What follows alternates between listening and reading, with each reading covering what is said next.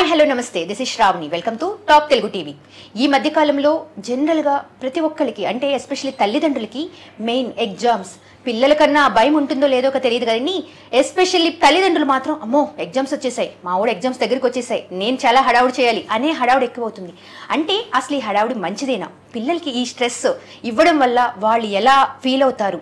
వీటి గురించి ఎస్పెషల్లీ పిల్లల గురించి, పేరెంట్స్ గురించి అండ్ టీచర్స్ గురించి మరిన్ని విషయాలు తెలుసుకోవడానికి మనతో పాటు ఉన్నారు సైకాలజిస్ట్ విశేష్ గారు. Hi sir. హలో. ఎలా ఉన్నారు? ఫైన్. Super sir. ఎనీవేస్ మళ్ళీ మిమ్మల్ని మీట్ అవ్వడం, ఇలా ఒక ఎగ్జామ్స్ గురించి మాట్లాడడం అనేది ఎందుకంటే ఎగ్జామ్స్ స్టార్ట్ అయిపోయాయి sir. 10th intermediate first year second year ఎక్కడ చూసినా హడావుడి, పిల్లలు ఒక రద్దీ, అంటే టెన్షన్గా వెళ్ళిపోతున్నారు. ఎగ్జామ్స్ సార్ ఒక్క పాయింట్ చెప్పండి, ఎగ్జామ్స్ అన్నప్పుడే ఆ స్ట్రెస్ ఎందుకు అవుతున్నారు?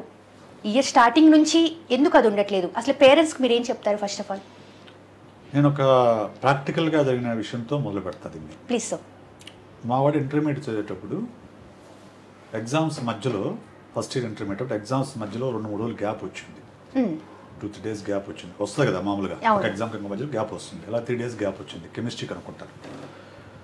వచ్చి అన్న సినిమాకి వెళ్దామా అన్నాడు. ఎగ్జామ్ ఉంది కదా అన్నాను. ఎగ్జామ్ ఉంది కదా పర్లేదా అన్నా. నా సంవత్సరం అంతా చదివితేరాని సబ్జెక్టు ఈ 2 రోజుల్లో వస్తా చెప్పు. గుడ్. అయినా మనం ఎగ్జామ్ సినిమా చూసేది 3 గంటలు. 3 గంటల్లో ఏం పోతుంది, వెళ్దాం అన్నాడు. వెళ్ళాం. సినిమా కూడా గుర్తుంది, 118. నాకు అలా గుర్తుంది ఆ సినిమా, కళ్యాణ్ రామ్ది. 118 సినిమాకి వెళ్ళాం. He scored more than expected. అదే అతను మావాడన్నది కరెక్ట్. ఎందుకంటే సంవత్సరం మొత్తం చదివితేరాని సబ్జెక్టు ఆ 3 రోజుల్లో వస్తుందా అనేది ఫస్ట్ క్వశ్చన్ చేసుకోవాల్సిన విషయం. అవును.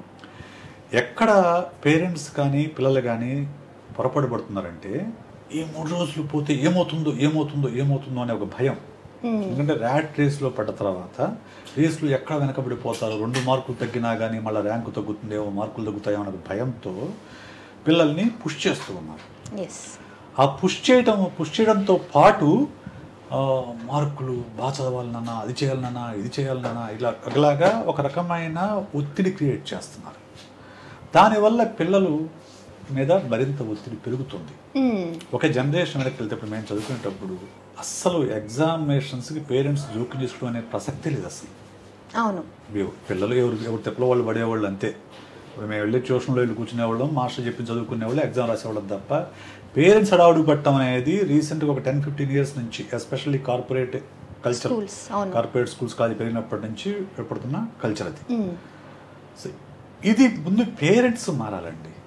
నేను ఎప్పుడూ అదే చెప్తూ ఉంటాను, ముందు పేరెంట్స్ యొక్క యాటిట్యూడ్ మారాలి చదువు పట్ల.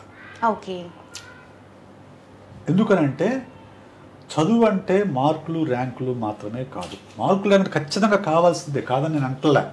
కానీ అందరికీ ఫస్ట్ ర్యాంక్ వస్తుందా? రాదు కదా. అందరికీ ఫస్ట్ ర్యాంక్ రాదు, అందరికీ టాప్ మార్కులు రావు. ఒక్కొక్క స్టూడెంట్లో ఒక్కొక్క టాలెంట్ ఉంటుంది. కొందరు మ్యాథ్స్ బాగా చేస్తారు, కొందరు సైన్స్ బాగా చేస్తారు, కొందరు మామూలుగా లాంగ్వేజ్లో బాగా స్కిల్ ఉంటుంది, కొందరికి గ్రౌండ్లో బాగా స్కిల్ ఉంటుంది, కొందరికి స్పోర్ట్స్లో బాగా స్కిల్ ఉంటుంది, కొందరు మ్యూజిక్ బాగా చేస్తారు, కొందరు డ్యాన్స్ బాగా, ఒక్కొక్కరికి ఒక్కొక్క స్కిల్ ఉంటుంది.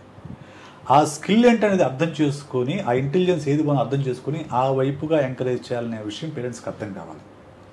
అది అర్థం కాకపోవడం ఏమవుతుందంటే, అందరికీ ఒక స్టూడెంట్ యొక్క కెపాసిటీ తెలుసుకోవడానికి ఎగ్జామ్ ఒక్కటే మార్గం అనేది చాలామంది భ్రమపడుతున్నారు. దానివల్ల పుష్ చేస్తూ ఉన్నారు, పిల్లలపైన మరింత ఒత్తిడి పెంచుతున్నారు. సార్ ఈ మధ్య కాలంలో మాంటిసరీ స్కూల్స్, నో ఎగ్జామ్స్. మేము పిల్లలకి చాలా ప్రాపర్, అంటే ఒక ప్రాక్టికల్ నాలెడ్జ్ ఇస్తాము. ఆల్మోస్ట్ ఒక 5th class వరకు, ఈవెన్ క్లాసెస్ కూడా ఉండవు దానిలో. 5th class వరకు. ఎస్, దాని క్లాస్ కూడా వాళ్ళు గ్రేడ్ చేయరు. అసలు దానికి దీనికి ఏంటి వ్యత్యాసం? నిజంగా ఎగ్జామ్స్ లేకపోవడం మంచిదా, లేదా ఎగ్జామ్స్ లేకపోవడం వల్ల వీళ్ళు ఫర్దర్ జనరేషన్కి అసలు సెట్ అవ్వరంటారా? అంటే మాంటిసోరీ ఎడ్యుకేషన్ అనేది it is child centric. Okay. మన రెగ్యులర్ ఎడ్యుకేషన్ సిస్టమ్ అనేది marks centric, marks and ranks centric. Both are totally different.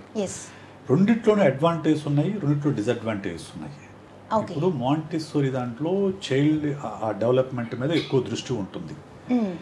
కానీ ఇంత పెద్ద మొత్తంలో అసెస్ చేయాలన్నప్పుడు వాళ్ళ యొక్క కెపాసిటీ చేయాలన్నప్పుడు మార్గం ఏంటి అనేది ఆలోచించాలి. ప్రతి ఒక్కరికి ఇండివిజువల్ అసెస్మెంట్ సాధ్యం కాదు కదా. అవును. సో అందుకు ఎగ్జామ్స్ వచ్చినాయి. సో ఒక దశ దాటిన తర్వాత ఎగ్జామ్స్ అవసరమే కాదని అంటలా, కానీ దానికి అంతగా ప్రాధాన్యత అవసరం లేదనేది నా ఉద్దేశం. ఎగ్జాక్ట్లీ. అంటే సార్ అదే నేను అంటున్నాను, ఇయర్ స్టార్టింగ్ లో పేరెంట్స్ టీచర్స్ చాలా కూల్ అండ్ నార్మ్ గా ఉంటారు. బట్ వెన్ ఎగ్జామ్స్ వస్తున్నాయి అనగానే ఎగ్జామ్స్ స్టడీ అవర్స్ ఎక్కువ రాయాలి, ఎక్కువ కలెక్ట్ చేసుకోవాలి, అసలు ఇంకా ఈ ఎగ్జామ్స్ మీరు ప్రిపేర్ కాకపోతే నెక్స్ట్ లెవెల్లో ఉండదు మీకు అని ఒక టైప్ ఆఫ్ స్ట్రెయిన్ ని ఇంజెక్ట్ చేసేస్తున్నారు పిల్లల్లో. అది ఎంతవరకు కరెక్ట్ అంటే ఇటు టీచర్స్ కానీ పేరెంట్స్ కానీ? అస్సలు కరెక్ట్ కాదండి, అస్సలు కరెక్ట్ కాదు. నేను అదే చెప్తున్నా, అసలు పరీక్షలు అనేవి ఒక స్టూడెంట్ యొక్క సామర్థ్యాన్ని పరీక్షించుకోవడానికి వచ్చే అవకాశం. ఆ పర్స్పెక్టివ్ మారాలి. Exams are not threats. అదేం థ్రెట్ కాదు, లేకపోతే నీకు హడ్డిల్ కాదు. అది ఈ రేస్లో నువ్వు ఎక్కడున్నావని తెలుసుకోవడం కోసం ఒక అవకాశం. ఇప్పుడు రాష్ట్రం మొత్తం మీద కొన్ని లక్షల మంది ఎగ్జామ్స్ ఇంటర్మీడియట్స్ అవుతున్నారు. ఈ లక్షల మంది నువ్వు ఎక్కడున్నావు ఎలా తెలుస్తుంది? There should be a yardstick. అదే ఎగ్జామ్. సో ఖచ్చితంగా ఎగ్జామ్ అవసరం. కానీ నేను చాలా ఈ కార్పొరేట్ స్కూల్స్ కాలేజీ వాళ్ళు ఈ ఎగ్జామ్ జనవరి నుంచి స్ట్రెస్ మేనేజ్మెంట్ క్లాసులు పిలుస్తూ ఉంటారు. ఎగ్జామినేషన్ ప్రిపరేషన్, స్ట్రెస్ మేనేజ్మెంట్ మా క్లాస్ తీసుకోండి సార్, పేరెంట్స్ చెప్పండి సార్ అని పిలుస్తూ ఉంటారు. నేను ఒకటే చెప్తాను, బాబు మీరు సంవత్సరం మొత్తం స్ట్రెస్ క్రియేట్ చేసి ఒక 2 అవర్స్లో స్ట్రెస్ మేనేజ్మెంట్ ఎట్లా జరుగుతుంది? అది సాధ్యం కాదు. మీరు చేయాల్సింది ఏంటంటే స్ట్రెస్ ఫ్రీ ఎడ్యుకేషన్ మీద దృష్టి పెట్టాలి. Schools and colleges and parents ఎప్పుడైనా కానీ సంవత్సరం మొదటి నుంచి కనుక వాళ్ళకి కరెక్ట్గా చదివించుకుంటూ వాళ్ళు చేస్తూ ఉంటే స్ట్రెస్ ఫ్రీగా చదువుతారు. ఏం స్ట్రెస్ ఎక్కడి నుంచి వస్తుంది? ఇప్పుడు నీకు అంతా సబ్జెక్ట్ వచ్చి ఉంటే నీకు స్ట్రెస్ ఎందుకు? నేను చెప్పే కదా, మా వాడు ఫస్ట్ ఇయర్లోనూ సినిమాకి వెళ్ళాము, సెకండ్ ఇయర్లోనూ సినిమాకి వెళ్ళాము. సెకండ్ ఇయర్లో ఇంకా నాన్న ఫస్ట్ ఇయర్ లేని సెకండ్ ఇయర్ వెళ్దాము అన్నాడు. వేరే అవసరం అంటే సరదాగా వెళ్తానని వెళ్ళిపోయాను. సరదాగా వెళ్ళిపోయాను. ఏమవుతుంది? ఒక 3 అవర్స్ సినిమాకి వెళ్తాము, ఏమవుతుంది? ఏమి కాదు కదా. సో కాకపోతే ఏదైనా అయిపోతుందేమో అని ఒక భయం అనేది పేరెంట్స్లో ఉంది. పేరెంట్స్ దగ్గర నుంచి ఎప్పుడైతే సపోర్ట్ దొరుకుతుందో పిల్లలకు, అప్పుడు పిల్లలు కాన్ఫిడెంట్గా వాళ్ళు ఎగ్జామ్ హాల్లోకి ఎంటర్ అవుతారు. ఆ పేరెంటల్ సపోర్ట్ అనేది ఇంపార్టెంట్. పేరెంటల్ ప్రెషర్ కాదు, పేరెంటల్ సపోర్ట్. ఎప్పుడు కూడా మనం గుర్తుపెట్టుకోవాలంటే there are 2 kinds of mindset అండి. ఒకటి fixed mindset, 2 growth mindset. Fixed mindset focus on the marks and ranks. Growth mindset focus on the progress. అంటే progress and learning. అంటే నీకు ఇప్పుడు 600 marks అనుకోండి, నీకు 550 వస్తేనే నువ్వు గొప్పవాడివి అనే ఒక ఫీలింగ్ ఉందనుకోండి, అది ఫిక్స్డ్ మైండ్ సెట్. అలా కాదు, నువ్వు 10th క్లాస్లో మొదట పెడితే నువ్వు జీవితం మొత్తమే చాలా ఎగ్జామ్స్ రాస్తావు. చిన్నప్పటి నుంచి మొదలు పెట్టుకుంటే ప్రతి సంవత్సరం ఎగ్జామ్ రాస్తూనే ఉంటాం. ప్రతి 3 months క్వార్టర్లీ ఉంటుంది, హాఫ్ ఇయర్లీ ఉంటుంది, జాన్యువరి ఉంటుంది, స్లిప్ టెస్ట్ ఉంటాయి, ఇవన్నీ ఉంటాయి టెస్ట్లు. నువ్వు ఈ టెస్ట్ నుంచి నెక్స్ట్ టెస్ట్కి ఎంత ప్రోగ్రెస్ అవుతున్నావు మీద దృష్టి పెట్టాలి. 10th క్లాస్ నీకు ఫస్ట్ యూనిట్ టెస్ట్ పెట్టారు, స్లిప్ టెస్ట్. నీకు 25కి 10 వచ్చాయి, 10 మాత్రం వచ్చాయి. వెంటనే పేరెంట్స్ ఏం చేస్తారు? ఖచ్చితంగా 10 కాదు ఇంకా రావాలి. పేరెంట్స్ రియాక్షన్ ఎట్లుంటుంది చెప్పండి నాకు. 10 ఏంటి నాన్న, ఇంకా బాగా చేయాలి కదా, అసలు ఫస్ట్ ఎవరు వచ్చారు, నీకు ముందు ఎవరు వచ్చారు, నీ ఫ్రెండ్కి ఎంత వచ్చింది, కంపారిజన్ కదా. There you are. So comparison వస్తుంది. కంపారిజన్ తర్వాత ఏమొస్తుంది? ఆటోమేటిక్గా స్ట్రెస్ వస్తుంది. తనలాగా నువ్వు తెచ్చుకుంటే నేను అది చేస్తాను, తనలాగా నువ్వు తెచ్చుకుంటే ఇది చేస్తాను. కంపారిజన్ వస్తుంది, ప్రెషర్ పెరుగుతుంది. సో ఇంకొంతమంది పేరెంట్స్ తిడతారు, ఇంకొంతమంది పేరెంట్స్ కొడతారు కూడా. ఈ మాత్రం కూడా తెచ్చుకోలేవా బుద్ధి, నీకు లక్షల రూపాయలు ఫీజు కట్టాము, ఆ మాత్రం something. So they are going wrong. Parents are going wrong. Parents are driving the students in a wrong way. ఎప్పుడు కూడా ఏ స్టూడెంట్ని కూడా never ever compare with other student. Always compare with his previous performance. నాన్న నీకు 10 వచ్చాయి, okay it is lower marks, but no, don't worry, I have trust on you, please work hard, focus on your studies and progress, improve your marks 2%. Next ఎగ్జామ్లో 12 కోసం try చేయి.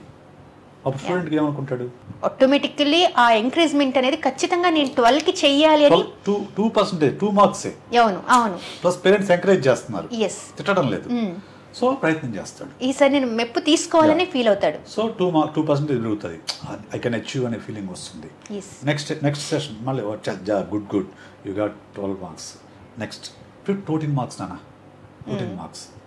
ఈ సంవత్సరంలో నీకు ఆటోమేటిక్గా that boy will come to 23, 24కి వచ్చేస్తాడు that boy or girl. ఎందుకు? స్టెప్ బై స్టెప్ ఎక్కుతాడు. That is called progress, okay, growth mindset. Yes. So ఒక తప్పినంత మాత్రాన వరి అవ్వాల్సిన అవసరం లేదు. So you should focus on the progress. దాని మీద ఎప్పుడైతే దృష్టి పెడతారో, ఒకసారి ఫెయిల్ అయినప్పుడు బాధపడ్డావు, so next time will to my level best అనుకుంటాడు, I will do my level best అనుకుంటాడు, ప్రోగ్రెస్ వెళ్తాం. ఈ మైండ్ సెట్ లేకపోవడం అనేది, స్టూడెంట్స్లో ఈ మైండ్ సెట్ ఇన్స్టాల్ కాకపోవడం అనేది ఫస్ట్ సమస్య, ప్రధానమైన సమస్య. అది పేరెంట్స్ తెలియక చేస్తుంటారు, తెలిసి చేస్తాం కూడా నేను తప్పు పట్టను. చాలామంది పేరెంట్స్ ఏంటంటే ఇది ఇలా ఉండాలి అని తెలియక మార్క్స్ రాకపోతే ఏమవుతుంది అనేది బాధతోటి వీళ్ళు సెటిల్ గారేమనే భయంతో చేస్తుంటారు. అవును. సో అది భయాన్ని వదిలిపెట్టాలండి. అంటే ఫస్ట్ ఇక్కడ మీరు చెప్పిన దాని ప్రకారంగా సైకలాజికల్గా సెట్ చేయాల్సింది పేరెంట్స్ని. ఇంకోటి ఏంటంటే చాలామంది పేరెంట్స్ ఏమనుకుంటారంటే మా వాడిని కార్పొరేట్ స్కూల్లో చేర్పిస్తే బాగా దగ్గరుండి చదివిస్తే మంచి మార్కులు వస్తాయని అనుకుంటారు. నిజానికి your marks, the students marks depends on the mind set in those 3 hours. ఆ 3 గంటలు అతని మైండ్ ఎలా ఉంది, అతని ఫోకస్ మీదే అతని మార్క్స్ మొత్తం ఆధారపడి ఉంటాయి. ఫస్ట్ నేర్పించాల్సింది అది. నువ్వు ఆ ఎగ్జామినేషన్ హాల్లో కూల్గా, కామ్గా, కంపోజ్డ్గా కూర్చొని రాయడం ఎలా అనే విషయం మీద వాళ్ళకి. అండ్ సమ్ పేరెంట్స్, చాలా మంది పేరెంట్స్ ఎక్కువగా కంప్లైంట్ చేసేది, మా బాబు కానీ మా పాప కానీ స్టేబుల్గా ఉండరండి. అంటే ఈ నిమిషం నేను చెప్తాను, 2 seconds కూడా వినరు, కదులుతూనే ఉంటాడు, మాట్లాడుతూనే ఉంటాడు. ఆ స్టెబిలిటీ మైండ్ లేదు. అందువల్ల మాకు చాలా కోపం వచ్చేస్తుంది మా పిల్లల మీద. బట్ మీ బాబు మీ పిల్లల్ని చూస్తుంటే మాకు చాలా ఇది అనిపిస్తుంది. అంటే కంపేర్ చేసుకుంటేనే వాళ్ళ పిల్లల గురించి స్టెబిలిటీ లేదు, పిల్లలు అన్నాక సహజంగా ఉంటుంది. సో దాని గురించి మీరు ఎలా చెప్తారు? There are 2 reasons for that. So attention span అనేది భయంకరంగా తగ్గిపోయింది ఈ జనరేషన్లో. ఓకే, ఒక 2 generations before when I was a student, the human attention span was 21 minutes. It was there in my text, in our psychology textbooks, 21 minutes. But now it came down to 60 seconds to 6 minutes. Okay. Right.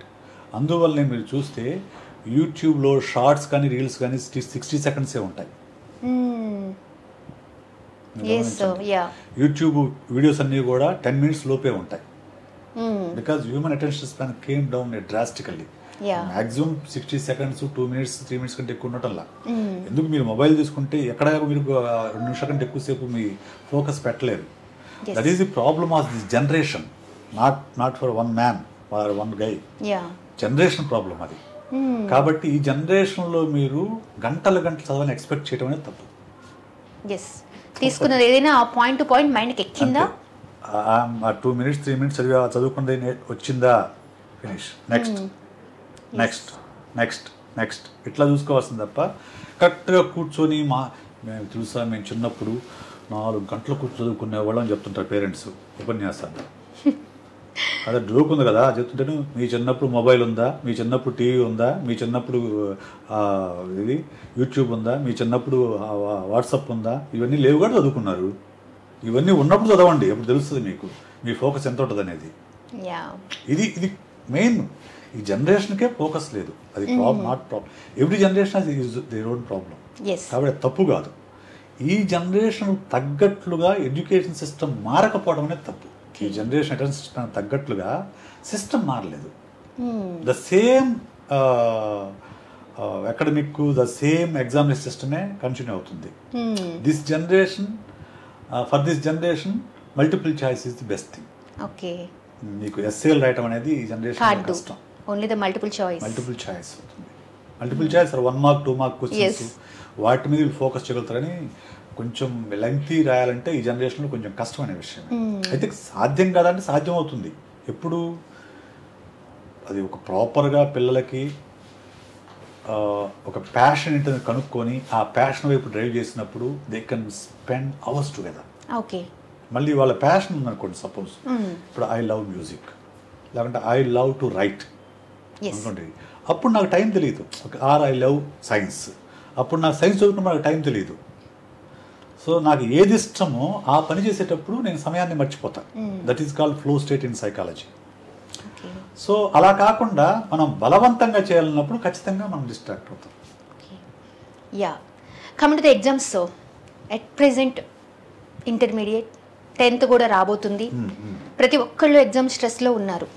అయితే ఆ హరిలో మేము బాగా చదివేమో అండి, కానీ exams paper చూసేసరికి ఏంటో blank అయిపోయాను, నాకు రాయలేకపోయాను, I don't know what happen to me అనే వర్డ్స్ చాలా స్టూడెంట్స్లో నేను విన్నాను. వై అంటారు, ఎందుకు? సింపుల్ అండి. ఎగ్జామ్ అంటే ఎవరికైనా స్ట్రెస్ ఉంటుంది. ఓకే, కొద్ది లెవెల్ స్ట్రెస్ అనేది పెర్ఫార్మెన్స్ని పెంచుతుంది. ఓకే, స్ట్రెస్ ఉండాలి, ఖచ్చితంగా ఉండాలని నేను చెప్తాను. ఎందుకంటే కొంచెం స్ట్రెస్ ఉంటేనే మనం పని చేస్తాం, కొంచెం ఎక్కువ టైం స్పెండ్ చేస్తాం. సో కొంచెం కొద్దిపాటి స్ట్రెస్ అనేది పెర్ఫార్మెన్స్ని పెంచుతుంది. కానీ స్ట్రెస్ ఎక్కువయ్యే కొద్ది పెర్ఫార్మెన్స్ తగ్గుతుంది. ఓకే, స్ట్రెస్ లెవెల్స్ కన్నా పెరిగితే పెర్ఫార్మెన్స్ తగ్గుతుంది, కొంచెం ఉంటే పెర్ఫార్మెన్స్ పెరుగుతుంది. ఓకే, సో ఇది ఈ బ్యాలెన్స్ అనేది పిల్లలకు తెలియదు. వయసు ఇప్పుడు ఇంటర్మీడియట్ పిల్లలు అంటే 15-16 years అండి కదా, వాళ్ళకి తెలియదు. ఆ బ్యాలెన్స్ చెప్పాల్సింది పేరెంట్స్ అండ్ టీచర్స్. ఎంత స్ట్రెస్ ఉండొచ్చు వాళ్ళ మీద అది పేరెంట్స్ చెప్పాలి, పిల్లలు కూడా తెలుసుకోవాలి. నేను ఎంతవరకు తీసుకోగలను, ఇంతకంటే నాకు వద్దు అనుకున్నాం ఒకటి. రెండోది, చాలామంది పేరెంట్స్ కానీ టీచర్స్ స్టూడెంట్స్ చేసే తప్పు ఏంటంటే ఎగ్జామినేషన్ ముందు కొత్త విషయాలు నేర్చుకునే ప్రయత్నం చేస్తూ ఉంటారు. ఓకే, ఎగ్జామినేషన్ ముందు కొత్త విషయాలు, కొత్త సబ్జెక్టు, కొత్త కాన్సెప్ట్ నేర్చుకొని ట్రై చేస్తారు. అక్కడ అది ప్రాబ్లం క్రియేట్ అవుతుంది. I will show you in a simple way. So ఇది సంవత్సరం మొత్తం నేను చదివిన చదువు. ఓకే, సంవత్సరం రోజులు నేను క్లాస్లో కూర్చొని స్లిప్ టెస్టులు రాసి యూనిట్ టెస్టులు రాసి నేను చేర్చుకునే జ్ఞానం అనుకుందాం. ఇది నాకున్న నాలెడ్జ్. ఓకే, ఈ నాలెడ్జ్తో నేను ఎగ్జామినేషన్కి వెళ్ళానుకోండి, ఇంతవరకు పెర్ఫామ్ చేస్తా, రైట్. కానీ ఏం చేస్తారు స్టూడెంట్స్ చాలామంది, ఎగ్జామినేషన్స్ ముందు కొత్త అప్పటివరకు ఇది మిస్ అయింది, అది మిస్ అయింది చదవరు కదా మన వాళ్ళు ఫస్ట్ నుంచి కొంతమంది. సో ఎగ్జామినేషన్ ముందు చదవటం కోసం ప్రయత్నం చేస్తారు. ప్రయత్నం చేసి నేను ఇట్లా ఉంచేసి కొత్త సబ్జెక్ట్ నేర్చుకుంటారు, కొత్త చాప్టర్, కొత్త కాన్సెప్ట్ నేర్చుకుంటారు. అప్పుడు ఏమవుతుందంటే ఎగ్జామినేషన్ హాల్లోకి వెళ్ళిన తర్వాత ఎగ్జామినేషన్ ముందుగా చదివితే వచ్చే నష్టం చెప్తున్నా, ఇలా ఈ కొత్తగా నేర్చుకున్నది పాతదాన్ని కప్పేస్తుంది. ఎగ్జామినేషన్కి వెళ్తే నీకు ఇదే గుర్తొస్తూ ఉంటుంది, పాత గుర్తురాదు. ఓకే, సో ఆటోమేటిక్గా బ్లాంక్ అయిపోతారు. ఒకటి గుర్తు రాకపోతే కొంతమంది బ్లాంక్ అయిపోతారు, ఎస్పెషల్లీ రోడ్ లెర్నింగ్ చేసిన వాళ్ళు, బట్టి కొట్టిన వాళ్ళు. బట్టి కొట్టిన ఒక పాయింట్ మర్చిపోయారంటే ఇంకంత బ్లాంక్ అయిపోతారు. విరాజ్ కాన్సెప్చువల్ లెర్నింగ్ చేసిన వాళ్ళు అయితే కాన్సెప్ట్ వాళ్ళు ఉంటుంది కాబట్టి గుర్తు రాకపోయినా కానీ కాన్సెప్ట్ని బేస్ చేసుకుని ఆన్సర్ చేయగలుగుతారు. బట్టి కొట్టిన అలా ఉండదు. వాళ్ళకి ఏంటంటే ఆ పాయింట్ గుర్తు రాకపోతే బ్లాంక్ అవుతారు, అంటే కన్ఫ్యూజ్ అయిపోతారు, యాంగ్జైటీకి వెళ్ళిపోతుంది. ఎప్పుడైతే యాంగ్జైటీ లెవెల్స్ పెరుగుతాయో మళ్ళీ ఆటోమేటిక్గా ఇంకా బ్లాంక్ అయిపోతుంది. బ్లాంక్ అవడం అంటే యాంగ్జైటీ లెవెల్స్ పెరగడం అంతే. ఒకటి గుర్తురాదు ఏమవుతుంది? నా ప్రశ్న, నీకు ఒక పాయింట్ గుర్తురాదు ఏమవుతుంది చెప్పండి? ఏం కాదు కదా, ఏమవుతుంది ఒక క్వశ్చన్ గుర్తు రాకపోతే అనేది ఫస్ట్ ప్రశ్న. అది ఆ ఫ్రీడము లేకుంటే ఇది ఫ్రీడము, ఆ బ్యాలెన్స్ కనుక స్టూడెంట్స్ కనుక ఉంటే వాళ్ళ మీద ఆ ప్రెషర్ లేకపోతే దే కెన్ డూ వెల్. అది లేకపోవడము, స్ట్రెస్ పెంచేయడము, మార్కులు విపరీతమైన ప్రాధాన్యం ఇవ్వడము, మార్క్స్ రాకపోతే వాడు చాలా హీనంగా దీన్ని చూడటము, ఇన్సల్ట్ చేయడము, వీటన్నిటి తట్టుకోలేడు స్టూడెంట్. ఎగ్జామ్ మార్కులు రాకపోతే ఇవన్నీ వస్తాయనేది మైండ్లో తిరుగుతూ ఉంటుంది. మీ ఇంట్లో అమ్మ నాన్న తిడతారు, లేకుంటే ఇంకో వాళ్ళు కొడతారు, లేకుంటే మన ఫ్రెండ్స్ నన్ను ఇన్సల్ట్ చేస్తారు, నా టీచర్స్ నన్ను ఇన్సల్ట్ చేస్తారు, లేకుంటే ఇవన్నీ మైండ్లో తిరుగుతూ ఉంటాయి. అందువల్ల ప్రెషర్ పెరిగిపోతుంది. ఏమీ కాదు, నా బెస్ట్ పెర్ఫార్మెన్స్ ఇవ్వాలి అంతే. Every parent should encourage there child to give their best. అంతే, నీ బెస్ట్ నువ్వు ఇవ్వు నాన్న, అది 40నా 50నా 60 తర్వాత నీ బెస్ట్ ఇవ్వడానికి ప్రయత్నించి అని ఎప్పుడైతే పేరెంట్స్ సపోర్ట్ చేస్తారో, ఆ వైపుగా డ్రైవ్ చేస్తారో, పిల్లల మీద స్ట్రెస్ ఉండదు, యాంగ్జైటీ ఉండదు, they will do their level best. Sir especially ఇప్పుడు మనం ఓవరాల్గా ఎగ్జామ్స్ గురించే మాట్లాడుతున్నాం. అసలు పిల్లలు డే 1 నుంచి అంటే ఒక ఎగ్జామ్ అని కాకుండా ఒక ఒత్తిడిని లేకుండా ఎగ్జామ్స్ రాయాలి అని అంటే మీరు ఎలాంటి చెప్తారు, అంటే ఏ విధంగా సజెస్ట్ చేస్తారు? ఫస్ట్ మనం అర్థం చేసుకోవాల్సింది అంటే ఎడ్యుకేషన్ ఎందుకనే విషయం మీద పేరెంట్స్ క్లారిటీ ఉండాలి. Right, is it for knowledge, is it for wisdom, is it for marks, ranks and jobs. Okay, jobs కావాలి నేను కాదని అంటలే, ఎవరికైనా కానీ ఏదో ఒక వృత్తో వ్యాపారమో చేసుకోవాలి, తప్పదు. నేను ఒక క్వశ్చన్ అడుగుతాను, మీరు ఏం చదువుకున్నారు? I'm designer, so PGDCA. Actually I'm degree and PG. Degree and PGDCA. మరి దీనిలోకి జర్నలిజం ఎందుకు వచ్చారు? That's my fashion actually. కదా, yes, ప్యాషన్. మరి ఆ ప్యాషన్ మీరు అప్పుడే ఎందుకు గుర్తించలేదు? Of course sir, in that time actually I was in 12 years experience I have in my అంటే డిజైనింగ్. సో నౌ మా పిల్లల కోసం అని చెప్పి I was totally change in my life. ఈ ప్యాషన్ అప్పుడే గుర్తించుంటే 10th క్లాస్లో గుర్తించుంటే ఆఫ్ కోర్స్ ఐ విల్, ఆ టైంలోనే నేను చేసేదాన్నేమో. బట్ ఒక టైం వరకు వచ్చేసరికి నాకు ఈ ప్యాషన్ ఏదైతే బాగుందో అది వరకు కంటిన్యూ చేశాను. Then I was came like this. కదా, ఇదే ప్యాషన్ 10th క్లాస్లో గుర్తించుంటే ఈ టైంకి you will become ace anchor. Yes, ఒక పెద్ద యాంకర్ అయిపోయింది, పెద్ద జర్నలిస్ట్ అయి ఉండేవాళ్ళు కదా. అది గుర్తించలేదు అప్పుడు ఏదో వస్తే చేసి వచ్చేదారు అంతే. ఇప్పుడు పిల్లలు కూడా అంతే. ఇప్పుడు పిల్లల ముందు కనిపిస్తున్న ఆప్షన్స్ ఏంటంటే engineering, medicine, CA, civils. Okay, ఇంకేమున్నాయి ఆప్షన్స్ చెప్పండి? ఆల్మోస్ట్ ఇవే. ఎవరు అడిగినా, ఏ పేరెంట్స్ నోట్ విన్నా ఇది కావాలి, ఇది కావాలి. అంతే కదా. ఎస్, ఇంతకు మించి లేవా? అంటే మేబీ ఉన్నాయి, బట్ పేరెంట్స్ సోర్స్ మాత్రం అక్కడే ఆగుతూ ఉంటుంది. ఎందుకంటే corporate education system, corporate media అనేది మొత్తాన్ని కూడా ఆ 4-5 ఆప్షన్స్ చుట్టూ తిప్పుతూ ఉంది. 4-5 ఆప్షన్స్ చుట్టూ తిప్పుతూ ఉండటం వల్ల parents are not able to think beyond that. పిల్లలు కూడా అక్కడే పడిపోతున్నారు. వాళ్ళకి ఇష్టం ఉన్నా లేకున్నా ఏం చేసినా ఆ గ్రూప్ దీనిలోనే పడిపోవాల్సి వస్తుంది. పడిపోవటం వల్ల ఏమవుతుంది, వాళ్ళకి ఆ ప్యాషన్ లేదు. ప్యాషన్ లేనప్పుడు ఎడ్యుకేషన్ బరువుగా మారుతుంది. Simple logic. ఇష్టమైనది ఎప్పుడూ కష్టం ఉండదండి, ఇష్టం కానిది ఎప్పుడైనా కష్టమే. ఇది అర్థం చేసుకుంటే చదువు ఎంత ఈజీగా ఉంటుందో అర్థమవుతుంది. సార్ నెక్స్ట్ పాయింట్, అంటే రీసెంట్గా జస్ట్ ఈ రోజు నేను న్యూస్ చూశాను. ఒక అమ్మాయి ఎగ్జామ్ హాల్కి హార్డ్లీ 5 to 10 minutes లోపలే లేట్గా వెళ్ళింది. క్లోజ్ చేశారు గేట్. ఆ ఒక్క 5 minutes టైం తన ఈ 1 yearని రౌండప్ చేసేసింది. అంటే ఎంతవరకు ఆ టైం లైన్ కరెక్ట్ అంటారు? ఇప్పుడు నేను నా పర్సనల్గా ఒపీనియన్ తీసుకుంటే I don't believe in that. Okay, నీకు ఇంతకుముందు మేము చదివేటప్పుడు అరగంట దాకా ఉండేది, 30 minutes ఉండే, 30 minutes వరకు వెళ్ళొచ్చు ఎగ్జామినేషన్ హాల్లోకి. అయితే ఇప్పుడు ఏమవుతుందంటే అప్పట్లో ఒక పేపర్ లీక్ అయినా కానీ బయటకు రావడం చాలా కష్టమైన పని. వచ్చిన ఏం చేస్తారు, ఒకటి క్వశ్చన్ చూసుకుంటారు, అందుకని ఏం చేయలేరు. ఇప్పుడు అట్లా కాదు కదా, పేపర్ లీక్ అయ్యి ఒక అరగంట టైం ఇచ్చారనుకోండి, ఎగ్జామినేషన్కి వెళ్ళినప్పుడు బయటకు వస్తాడు. బయటకు వస్తే వెంటనే మొబైల్లో ఫోటో తీసుకుంటాడు, సర్క్యులేట్ చేస్తాడు. సో ఈ ప్రమాదం ఉంది. అందువల్ల ఏం చేస్తారు, ఇప్పుడు 1 minute కూడా లేట్ కాకుండా ఎగ్జామినేషన్లో ఎంటర్ అవ్వాలని చెప్తున్నారు. Okay, to avoid all these mall practices. ఇంకోటి ఏంటంటే మనం అర్థం చేసుకోవాలి, అది కరెక్టా రైట్ అనేది పక్కన పెడితే ప్రభుత్వం ఒక నిబంధన పెట్టింది, 1 నిమిషం లేట్ అయినా కానీ ఎగ్జామినేషన్ ఎంటర్ కానీ ఉంది. ముందు వెళ్ళొచ్చు కదా, ముందు ఎందుకు వెళ్ళరు? ఒక అరగంట ముందు ఎగ్జామినేషన్ సెంటర్కి వెళ్ళొచ్చు కదా. ఏంటంటే సైకలాజికల్గా కూడా మనం గుర్తుపెట్టుకోవాల్సింది ఏంటంటే, హడావుడిగా వెళ్ళినప్పుడు మీకు గుర్తురావు ఎవరికి కూడా. హడావుడికి వెళ్ళినప్పుడు నీ మైండ్ అంతా కూడా ఆ హడావుడి మీదనే ఉంటుంది. సో నువ్వు ఎగ్జామినేషన్కి వెళ్ళిన తర్వాత కూడా నీకు చదువుకుంటే గుర్తురాదు. ఎగ్జామ్కి ఎప్పుడూ కూడా ఒక 1/2 hour ముందు వెళ్ళాలి. 1/2 hour ముందు ఎగ్జామినేషన్ సెంటర్ దగ్గరికి వెళ్ళాలి. నీ సీట్లో ఒక 10 minutes బిఫోర్ కూర్చో ఉండాలి. నువ్వు 10 minutes బిఫోర్ కూర్చొని కూల్గా కాస్త కూర్చొని కంపోజ్డ్గా ప్రశాంతంగా కూర్చొని కళ్ళు మూసుకొని చిన్నపాటి బ్రీతింగ్ ఎక్సర్సైజ్ లాంటివి చేసుకుంటే నువ్వు అక్కడ గ్రౌండ్ అవుతావు. అక్కడ కూర్చున్న తర్వాత అప్పుడు then you can start writing exam. హడావుడికి వెళ్తే మీకు స్ట్రెస్ లెవెల్స్ పెరిగిపోతాయి కదా. పెరిగిపోయినప్పుడు నీకు ఎట్లా ఎగ్జామ్ పర్ఫార్మెన్స్ ఎట్లా వస్తుంది? రాదు. కాబట్టి it is always better to reach the examination centre 1/2 hour before. That's true sir. What ever is saying అంటే మీరు ఏదైతే హాఫ్ అన్ అవర్ ముందు వెళ్ళి ఉండటం వల్ల మనకి టెన్షన్ అనేది రిలీఫ్ అవుతుంది, అట్ ద సేమ్ టైం మన క్వశ్చనరీ అనేది క్లారిటీ ఉంటుంది, వీ కెన్ డూ ఈజీలీ, అంటే మైండ్ చాలా సాటిస్ఫైగా ఫీల్ అవుతాం.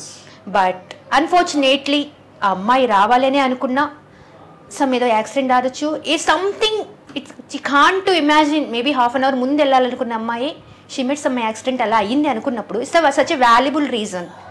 అంటే ఆ అమ్మాయి ఆ 1 year తన షీఈస్ ద ఒకటండి, ఒక నిబంధన పెట్టిన తర్వాత గవర్నమెంట్ తప్పు ఒప్పు నేను జడ్జ్ చేయను, ఓకే, జడ్జ్ చేయలేము మనం. నిబంధన పెట్టిన తర్వాత నిబంధన పాటించాల్సిందే. ఇప్పుడు ఈ అమ్మాయికి ఎక్స్క్యూజ్ ఇచ్చాడు, ఇంకొక అమ్మాయి ఇంకొక కారణంతో వస్తుంది, ఇంకొక అబ్బాయి ఇంకొక కారణంతో వస్తాడు. సో ఎక్స్క్యూజ్ ఎవరు జడ్జ్ చేయాలి దాన్ని? అది రైటా కాదా రావడంగా, అది రైట్ రాగానే ఎవరు జడ్జ్ చేయాలి? చేయలేరు కదా. సో మొత్తం సిస్టమ్ మొత్తం కొంచెం ఇబ్బందికరమైన పరిస్థితులు ఏర్పడతాయి. కాబట్టి 1 minute అనేది మరీ నాకు స్టూపిడిటీ అనిపిస్తుంది. నా వరకే పర్సనల్ స్టూపిడ్ రీజన్, అది స్టూపిడ్ రూల్ అనమాట. So you can allow up to 5 to 10 minutes వరకు అలౌ చేయొచ్చు. బట్ గవర్నమెంట్ పాలసీగా తీసుకుంది, వీ కాంట్ డూ ఎనీథింగ్ దాంట్లో. సో ఫైనల్లీ సో ఇప్పుడు 10th పిల్లలకి ఇంటర్మీడియట్ ఫస్ట్ ఇయర్ ఆల్రెడీ ఒకటి రన్ అవుతూ ఉన్నాయి కాబట్టి వాళ్ళకి మీరిచ్చే సూచనలు ఏంటి? అంటే డే 1 నుంచి ఇప్పుడు ఎగ్జామ్స్ ప్రిపేర్ అవ్వడంలో ఒక చిన్న క్లుప్తంగా చెప్పండి. ఫస్ట్ థింగ్, మీరు సంవత్సరం మొత్తం రకరకాల పరీక్షలు రాసి ఉంటారు, దానికోసం రకరకాల సబ్జెక్ట్స్ నేర్చుకుని ఉంటారు, ఓకే, దట్స్ గుడ్. ఇప్పుడు కొత్తగా ఏ చాప్టర్ ఏ కాన్సెప్ట్ నేర్చుకోవద్దు. ఇప్పుడు ఇదంతా రివిజన్ టైం. రివిజన్ టైం అంటే మళ్ళీ సంవత్సరం మొత్తం చదివి మళ్ళీ చదవటం కాదు. రివిజన్ టైం అంటే తిరిగి చూడటం. ఏం చూడాలి? కేవలం ఆ చాప్టర్లో ఉన్న ఇంపార్టెంట్ పాయింట్స్ మాత్రమే తిరిగి చూడండి. ఆ చూసినప్పుడు అంటే కీవర్డ్స్ లాంటివి, అది చూసినప్పుడు మీకు వెంటనే దాని చుట్టూ ఉన్న ఇన్ఫర్మేషన్ మొత్తం గుర్తొస్తే మీరు మళ్ళీ చదవాల్సిన అవసరం లేదు. ఆ ఇన్ఫర్మేషన్ గుర్తు రానప్పుడు మళ్ళీ ఒకసారి దాన్ని చదవండి, అప్పుడు మాత్రమే చదవండి. అప్పటి వరకు otherwise there is no need to reread or restudy the subject టోటల్గా. సో ఈ సూత్రాన్ని కనుక మీరు పాటిస్తే మీకు టైం చాలా మిగులుతుంది. చాలామంది రివిజన్కి టైం సరిపోలేదంటారు. ఎందుకు? మొత్తం చదువుతుంటారు, టెక్స్ట్ బుక్ మొత్తం చదువుతుంటారు. ఆ పని చేయమాకండి. ఇంపార్టెంట్ పాయింట్స్ మాత్రం ఉన్నాయే చదివినప్పుడు మీకు దాని చుట్టూ ఉన్న ఇన్ఫర్మేషన్ గుర్తొచ్చింది అనుకోండి, ఓకే గుడ్, గుర్తుంది, చాలు. గుర్తు లేనప్పుడు మళ్ళీ అప్పుడు చదవండి. అలా ఈ సిద్ధాంతంగా మీరు ఈ ప్రిన్సిపల్ మీరు ప్రాక్టీస్ చేస్తే మీరు హ్యాపీగా మీ రివిజన్ టైం అనేది సరిపోతుంది. రెండోది, ఎగ్జామినేషన్ టైంలో నైట్ అవుట్ చేయొద్దు, ఎట్టి పరిస్థితులు చేయమాకండి. ఎందుకు అని అంటే పగలు నేర్చుకున్న విషయాలు నైట్ నిద్రలో ప్రాసెస్ అవుతాయి, ప్రాసెస్ అయ్యి బ్రెయిన్ మైండ్కి చేరుతాయి. సో మీరు నిద్ర తక్కువ అయితే ప్రాసెస్ అయ్యే టైం తగ్గుతుంది, కరెక్ట్గా ప్రాసెస్ కావు. కాబట్టి కనీసము 7 hours నిద్ర ఉండేలాగా ప్లాన్ చేసుకోండి. And that will help you even to do better performance in the examination hall. ఒకటి. మూడోది, ఎగ్జామినేషన్కి ఎప్పుడు కూడా హరీబరీగా వెళ్ళకండి. 1/2 hour ముందు వెళ్ళండి, 10 minutes బిఫోర్ మీ సీట్లో కూర్చోండి. సీట్లో కూర్చోయాల్సిన పని ఏంటంటే ఆ సబ్జెక్ట్ని మీరు ఎక్కడ కూర్చొని చదివారో ఆ ప్లేస్ని విజువలైజ్ చేయండి. అంటే సపోజ్ నేను ఎగ్జామినేషన్ మనకు కొత్త, సో కొంచెం బెరుకుతనం ఉంటుంది. మనకు కొత్త ఇంట్లోకి వెళ్తే నిద్రపట్టి ఎలా పట్టదో అలాగే కొత్త చోట పెర్ఫార్మెన్స్ కూడా కొంచెం ఇబ్బందికరంగా ఉంటుంది. సో అక్కడ సీట్లో కూర్చొని మీరు ఎక్కడైతే రెగ్యులర్ కూర్చొని చదువుతారో అక్కడే ఉన్నట్లుగా విజువలైజ్ చేసుకుంటే you will get connect to those memories. ఆ మెమరీస్ అన్నీ మీకు వస్తాయి. సో అది మీరు చేయాల్సిన 3వ పని. 4వ పని, మీరు ఎంత చదివే దానికంటే కూడా ఆ 3 గంటలు మీ స్టేట్ ఆఫ్ మైండ్ ఎలా ఉన్నది దాని మీదే మీ మార్కులు మొత్తం కూడా ఆధారపడి ఉంటాయి. సో ఆ 3 గంటల్లో మీరు కంగారు పడనే అవసరం లేదు. ఒకవేళ ఏదైనా ప్రశ్న గుర్తురాదనుకోండి, లీవ్ ఇట్. దాని గురించి టైం వేస్ట్ చేయొద్దు. అయ్యో మళ్ళీ గుర్తురాలేదు, ఇట్లా కొట్టుకునే time, don't waste your time, leave it. ఎందుకంటే గుర్తురాలేదంటే it is somewhere, it was there somewhere. మీరు గో టు నెక్స్ట్ క్వశ్చన్, దానికి ఆన్సర్ చేయండి. ఎప్పుడో మళ్ళీ గుర్తొచ్చినప్పుడు మళ్ళీ రాయండి. గుర్తురాదనుకోండి, లీవ్ ఇట్. 2 మార్కులు పోతాయి, 4 మార్కులు పోతాయి, నష్టమేం లేదు. ఆ 4 మార్కుల కోసం ఆలోచిస్తూ మిగతా ఎగ్జామ్ మొత్తం కూడా స్పాయిల్ చేసుకోకూడదు. రైట్. ఇది 4వ ప్రశ్న, 4వ పాయింట్. 5వ పాయింట్, మీరు ఎంత బాగా రాసేదానికంటే కూడా ఎవాల్యుయేటర్ని ఎంత బాగా ఇంప్రెస్ చేశాడని ఇంపార్టెంట్. సో మీ హ్యాండ్ రైటింగ్ బాగుండాలి, అలాగే మీరు రాసిన దాంట్లో ఇంపార్టెంట్ పాయింట్ ఏవైతే ఉందో దాన్ని హైలైటర్తో హైలైట్ చేయొచ్చు. మరి ఇప్పుడు మీరు చేయొచ్చు లేదో నాకు తెలియదు. నేనైతే నా ఎగ్జామినేషన్స్లో నేను చేశాను. ఇంపార్టెంట్ పాయింట్స్ హైలైట్ చేస్తాను. అప్పుడు ఏమవుతుంది, ఆటోమేటిక్గా ఎవాల్యుయేటర్ యొక్క అటెన్షన్ అనేది ఆ హైలైటర్ మీదకి వెళ్తుంది. అంటే ఓకే, ఈ పాయింట్ కవర్ అయింది, ఈ పాయింట్ కవర్ అయింది, ఈ పాయింట్ కవర్ అయింది. వాళ్ళకందరూ కూడా ఎవాల్యుయేషన్ చేసేటప్పుడు కొన్ని పాయింట్స్ ఉంటాయి. ఇన్ని పాయింట్స్ కవర్ అయితే ఇన్ని మార్క్స్ వేయచ్చు అని చెప్పేసి మనం డైరెక్ట్గా ఆ పాయింట్స్ ఇక్కడ మనం హైలైట్ చేస్తే వాళ్ళు ఈజీగా టక్ మన మార్క్స్ పడిపోతాయి. మిగతా ఎట్లా రాసినా ఆ పాయింట్స్ మార్కులు పడిపోతాయి. సో ఇది మీరు అర్థం చేసుకుంటే హ్యాపీగా మీ ఎగ్జామ్ పెర్ఫార్మెన్స్ అనేది బెటర్ ఉంటుంది. అలాగే మీకు మార్క్స్ కూడా బెటర్ మార్క్స్ వస్తాయి. అండ్ ఫైనల్లీ పేరెంట్స్ అండ్ టీచర్స్కి ఏం చెప్తారు సార్? సో టీచర్స్కి పేరెంట్స్కి నా రిక్వెస్ట్ ఏంటంటే, సంవత్సరం మొత్తం చదివిన పిల్లలు ఈ వారం 10 రోజుల్లో పొడిచేది ఏమీ ఉండదు. రైట్? సంవత్సరం మొత్తం ఏదైతే చదివారో దాన్ని రివిజన్ మీద దృష్టి పెట్టండి. దాని వాళ్ళ మీద ప్రెషర్ పెట్టకుండా వాళ్ళని ఎంకరేజ్ చేయండి. ఎంకరేజ్మెంట్కి ప్రెషర్ పెట్టడానికి డిఫరెన్స్ చాలా తక్కువే ఉంటుంది. కానీ డూ యువర్ బెస్ట్ అని చెప్పడమేమో ఎంకరేజ్మెంట్. నానా 90% తగ్గకూడదు నానా అని చెప్పడం ప్రెషర్. ఇది ప్రెషర్. సో కాబట్టి ఈ డిఫరెన్స్ కనుక పేరెంట్స్ టీచర్స్ అర్థం చేసుకుంటే డూ యువర్ బెస్ట్. ఎవరైనా ఏం చేయగలరు? నా బెస్ట్ పర్ఫార్మెన్స్ నేను ఇవ్వాలి అంతే. అంతేగాని నేను ఇంకోటితో కంపేర్ చేసుకుంటే కాదు కదా, ఇంకోటితో కంపారిజన్ కాదు కదా, నా బెస్ట్ పర్ఫార్మెన్స్ ఇవ్వాలి. నేను అలా అనుకునే ఇక్కడ ఇలా చెప్తే కొంచెం అర్థమవుతుందేమో పేరెంట్స్కి. I was a meritorious student from my childhood. నేను ఎప్పుడూ క్లాస్ ఫస్ట్ ఉండేవాడిని.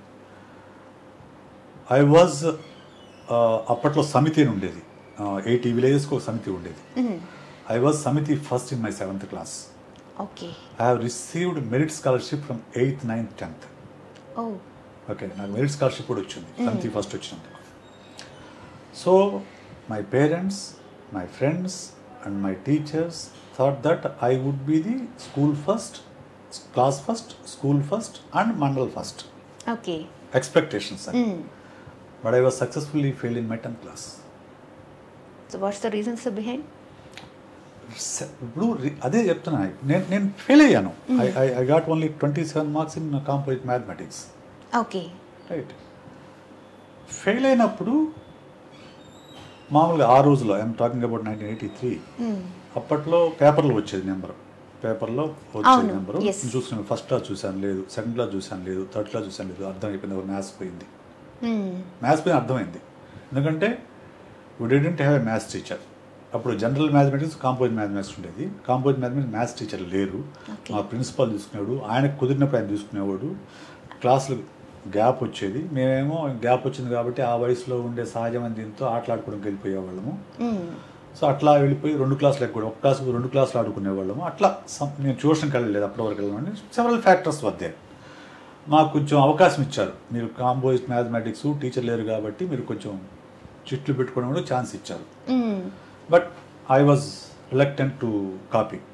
నాకు ఇష్టం ఉండదు అది, మన పెర్ఫార్మెన్స్ మనం చేద్దాము అని చెప్పేసి నేను కాపీ కొట్టలేకపోగా నేను పక్క కాపీ కూడా పట్టించాను. కాపీ కొడతాను సార్ అని చెప్పేసి. సో ఫెయిల్ అయ్యాను. సో వాట్ అని అంటాను. సో వాట్ ఏమైంది, నేనేమి బాగానే ఉన్నా కదా. సో దెన్ నెక్స్ట్ ఇయర్ రాసినప్పుడు I got 73 marks in the same mathematics. నేనేమి ఏడవలేదు, లేకపోతే మొత్తుకోలేదు, ఏం చేయలేదు. ఎందుకు? మా ఫాదరు, మా పేరెంట్స్ అర్థం చేసుకున్నా నాకు నమ్మకం ఉంది కాబట్టి. మా ఫాదరు తర్వాత అడిగాడు ఏం చేస్తారా అన్నాడు. మళ్ళీ రాస్తా అన్నా. I was the only one in my class who wrote the total 10th class again. అప్పట్లో ఒక పేపర్ ఒక పేపర్ రాసుకునేవాళ్ళు. నేను మొత్తం మళ్ళీ 10th class చదివా సెకండ్ టైం. అది మళ్ళీ రాస్తా, మళ్ళీ 10th class అయిపోయాయి. So I got good score, 446 ఎంతో వచ్చినాయి. సో థింగ్ ఈజ్, ఒక ఫెయిల్యూర్ అనేది జీవితాన్ని ఆపదు. ఓకే, అది ఆ భరోసా అనేది పేరెంట్స్ దగ్గర నుంచి వస్తే పిల్లలకు భయం ఉండదు. అలాగని తప్పమని నేను చెప్పడంలా. In case something went wrong, ఆ 3 గంటల్లో వాడికి మైండ్ బ్లాంక్ అయింది. ఓకే, రాయలేకపోయాడు, ఏంటి ఏం చేద్దాం? We are human beings. ఆ బ్లాంక్ అవ్వకుండా ఉండాలంటే ఎక్స్ట్రా స్ట్రెస్ పెట్టుకోమాకండి. ఇంతవరకు ఏం నేర్చుకున్నారో దాన్ని మాత్రమే నేర్చుకోండి. దాన్నే మళ్ళీ మళ్ళీ రివిజన్ చేసుకోండి. బెటర్ పర్ఫార్మెన్స్ ఇవ్వండి. That would be the best way to deal with the examinations. Okay sir, one more, this is very valuable because nowadays పిల్లలకి చిన్న మార్క్ తేడా వచ్చినా లేదా ఫ్రెండ్స్తో కంపేర్ చేసినా, పేరెంట్స్ ఏదన్నా, టీచర్స్ ఇంకేదో అన్నా, ఫస్ట్ నోట్ చేసేది ఏంటంటే సూసైడ్. చాలా ఈజీగా సూసైడ్ నోట్ లెటర్ రాసేస్తున్నారు. అంటే వాళ్ళు సూసైడ్ వరకు వెళ్లే ముందు వాళ్ళు ఆలోచించాల్సింది ఇది అని మీరు ఏమైనా చెప్తారా? All the students' suicides are the killings by the parents, teachers and education system. Brutal killings. Okay. ఎందుకు అనంటే ఏ స్టూడెంట్ కూడా చావాలని కోరుకోడు. అవును. వాడి వయసు ఎంత అండి? స్టూడెంట్ 10th క్లాస్ ఇంటర్మీడియట్ పిల్లల గురించి మాట్లాడుకుందాం. 17 నుంచి 17 ఏళ్ల వయసు, రైట్? అంతే కదా. ఆ వయసులో చాలా రెబలియస్గా ఉంటారు, చాలా హార్మోనల్ ఇంబ్యాలెన్స్ ఉంటుంది పిల్లలకు, అలాగే చాలా రిస్క్ బిహేవియర్ ఉంటుంది, లేకుంటే కన్ఫ్యూజన్లో ఉంటారు పిల్లలు. అలాంటి పిల్లల్ని మనం చాలా జాగ్రత్తగా కాపాడుకోవాలి. ఎందుకంటే వాళ్ళు అలాంటి రిస్కే తీసుకుంటారు. వాళ్ళు చాలా ఎక్స్ట్రీమ్స్ ఆలోచిస్తూ ఉంటారు పిల్లలు ఆ వయసులో, టీనేజ్లో. సో జాగ్రత్త కాపాడాల్సిన బాధ్యత ఎవరిది? పేరెంట్స్ది. అవును. పేరెంట్స్ ఎప్పుడూ కూడా పిల్లలకు భరోసా ఇవ్వాల్సిందంటే డూ యువర్ బెస్ట్ మ్యాన్, అంతే. Okay. Forget about the marks, do your best. ఈ భరోసా పేరెంట్స్ కనుక ఇవ్వగలిగితే ఏ స్టూడెంట్ కూడా సూసైడ్ దాకా వెళ్ళడు. Or else. So I love you for what you are. I don't care about your performance, but do your best. ఇది ఈ నమ్మకము parents పిల్లలు క్రియేట్ చేయాలి. ఓకే. క్రియేట్ చేస్తే ఏ పిల్లడు ఇప్పుడు నేనే చెప్తాను కదా, నేను స్కూల్ ఫస్ట్ వస్తాను అనుకున్న వాడిని 10th క్లాస్ తప్పానండి. నేనేం భయపడలేదు ఆ రోజు. నేను సినిమాకి వెళ్ళా. Really I went and watch a movie ఆ రోజు. ఎందుకంటే నాకు తెలుసు ఎక్కడ పోయాను తప్పాను, నాకు తెలుసు. మా నాన్న ఏమి అండని నాకు తెలుసు. నాన్న ఏమి అండని నాకు తెలుసు. So why should I take an extreme step? నేను ఎక్స్ట్రీమ్ స్టెప్ తీసుకోవాలి అవసరం లేదు. సో ఏం లేదు. ఇప్పుడు మా వాడు ఉన్నాడు, మా అబ్బాయి, మరి ఎందుకు సినిమాకి వెళ్ళి మధ్య ఎగ్జామ్స్ సినిమాకి ఎందుకు అడిగాడు? He knows me. ఓకే, మా నాన్న ఏమనుకోడు అనుకున్నాడు, అడిగాడు, వెళ్దాము, ఏమవుతుంది? ఏం కాదు కదా. దానివల్ల ఏమి కొంపలేమి మురిగిపోవు, లేకుంటే జీవితమే నాశనం అయిపోదు కదా. ఈ యాటిట్యూడ్ అనేది పిల్లలు డెవలప్ చేయాలి. పేరెంట్స్ డెవలప్ చేయాలి. ఈ స్ట్రాంగ్ సపోర్ట్ ఉండాలి పిల్లలకి. ఈ స్ట్రాంగ్ సపోర్ట్ పేరెంట్స్ కనుకుంటే ఎవడేమనుకున్నా పిల్లలు పట్టించుకోరండి. ఎవడేమనుకున్నా పట్టించుకోరు. ఎప్పుడైతే పేరెంట్స్ దగ్గర నుంచి సపోర్ట్ ఉండదో, పేరెంట్స్ దగ్గర నుంచి సపోర్ట్ లేకపోతే అప్పుడు ప్రతి ఒక్కడి కామెంట్స్ పిల్లల్ని ఎఫెక్ట్ చేస్తాయి. అది ఫ్రెండ్స్ కామెంట్ కానివ్వండి, స్కూల్లో కాలేజ్ టీచర్స్ కామెంట్స్ కానివ్వండి, అలా ఎఫెక్ట్ చేస్తాయి. అప్పుడు వాళ్ళు ఎస్పెషల్లీ పేరెంట్స్ దగ్గర నుంచి ఒక రూడ్ బిహేవియర్ కానీ లేకుంటే హ్యూమిలియేషన్ బిహేవియర్ కానీ ఉన్నప్పుడు మాత్రమే పిల్లలు ఆత్మహత్య గురించి ఆలోచిస్తారండి. Otherwise they don't. అంటే సార్ అక్కడ ఒక చిన్న లైన్ ఏంటంటే, ఆత్మహత్య వరకు ఆలోచించిన వ్యక్తి పిల్లలు, వాళ్లకు ఆ టైంలో ఇది గుర్తు చేసుకోండి అలాంటిది ఏదన్నా మీరు చెప్తారా పిల్లలు? అసలు అది emotional spur of the moment చేసేవి టీనేజ్లో జరిగేవన్నీ కూడా. ఓకే. అవి ప్లాన్ చేసుకునేవి కాదు. ఇంట్లో ఏదో పేరెంట్స్ తిడితే ఆ ఆవేశంతో చేసుకునేటివి. అప్పుడు ఏమీ గుర్తురాదండి నిజంగా చెప్పాలంటే. మనం చేయాల్సింది ఏంటంటే చిన్నప్పటి నుంచి కూడా పేరెంట్స్ వాళ్ళతో మాట్లాడేటప్పుడు ఇంకోటప్పుడు కానివ్వండి, వాళ్ళకు ఒక ట్రస్ట్ క్రియేట్ చేయాలి, భరోసా. ఎందుకంటే I love you for whatever you are, I don't care about your performance or your success or failure. ఇది క్రియేట్ చేయాలి. ఇది ఎట్లా క్రియేట్ అవుతుంది? నువ్వు వాడు ఫెయిల్ అయినప్పుడు తిట్టకుండా ఉంటే వాడికి నమ్మకం ఏర్పడుతుంది. నువ్వు ఫెయిల్ అయిన ప్రతిసారి వాడిని తిడుతూ కొడుతూ ఉంటే వాడికి నమ్మకం ఎట్లా వస్తుంది? రాదు కదా. ఫెయిల్ అవ్వటం అంటే అసలు ఫస్ట్ అర్థం చేసుకుంటే there is no failure at all. Everything is a feedback. Failure means fail first attempt in learning అనే ఒక అబ్రివేషన్ ఉంది. Expand. Fail means first attempt in learning. అది ఫెయిల్యూర్ కాదు. మనము ఒక పద్ధతిలో ప్రయత్నం చేస్తే మనకు వచ్చిన మార్కులు ఇవి, ఫీడ్బ్యాక్. అది అంటే మనం ఎక్స్పెక్ట్ చేసినప్పుడు మార్కులు వచ్చినప్పుడేమో సక్సెస్ అంటాము, ఎక్స్పెక్ట్ చేయని మార్కులు రానప్పుడు ఫెయిల్యూర్ అంటాం. అంటే మనం ఎక్స్పెక్ట్ చేసిన మార్కులు రాలంటే అర్థం ఏంటి? మనము ఫాలో అయిన స్ట్రాటజీ తప్పు. ఓకే, మనము ఫాలో అయిన స్ట్రాటజీ, లెర్నింగ్ స్టడీ ఏదైతే ఉందో, లేకపోతే స్టడీ ఏదైతే ఉందో అది తప్పు. అప్పుడు ఏం చేయాలి? You need to change your strategy, you need to change your study strategy. ఇది అర్థమైతే పిల్లలకు కానీ పేరెంట్స్కి కానీ ఒకవేళ ఓకే అనుకున్న మార్కులు రాలేదు, change your strategy man, change your strategy మార్చు, ఆటోమేటిక్గా నువ్వు అనుకున్నది సాధిస్తావు. రెండోసారి కూడా కాదా, మళ్ళీ స్ట్రాటజీ మార్చు. Life is not a sprint, life is a marathon. Life అనేది ఏమి 100 మీటర్ రేస్ కాదు, ఇట్స్ అ మారథాన్. మనమేమి 10th క్లాస్తో ఆగిపోము, చాలా లైఫ్ ఉంటుంది. రైట్, నేను 10th క్లాస్ తప్పాను, intermediate only 2nd class. Okay, I have 4 academic years gap in my life. Okay. 4 academic years. But I was university first in graduation, university second in PG, university first in research entrance. And I am here as a psychologist now. Yes. I am doing best. I may not be earning crores of rupees, but I am doing good. It's a very happy life. I am happy. I am satisfied with my services. Yes, sir. That's అది కావాలి పిల్లలకి అది నేర్పించాలి.